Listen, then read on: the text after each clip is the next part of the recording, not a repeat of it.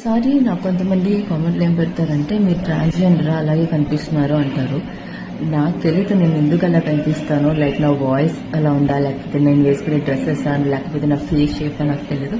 But let me tell you, no I'm not a transgender, I'm a women.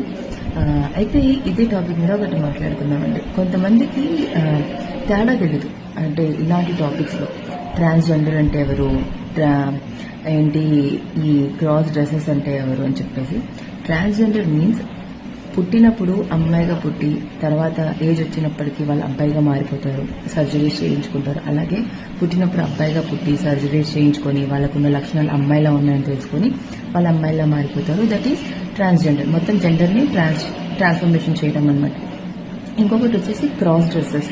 ఈ cross dresses ఏంటంటే mostly అబ్బాయిలు ఉంటారండి, వాళ్ళకి అమ్మాయిలాగా బట్టలు వేసుకోవడం అంటే ఇష్టం.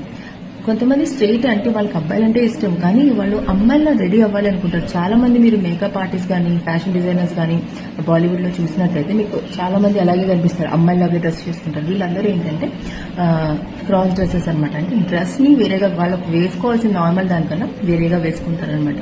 వీళ్ళు గే అని కాదు, వీళ్ళకి అన్ని పార్ట్స్ వేరేగా ఉంటాయని కాదు. దట్ ఈస్ ఒక అబ్సెషన్ అనమాట. ఇలా వేసుకుంటేనే ఇది నాకు ఇలా వేసుకోవాలని అది వాళ్ళకి అబ్సెషన్ అనమాట, అంతే.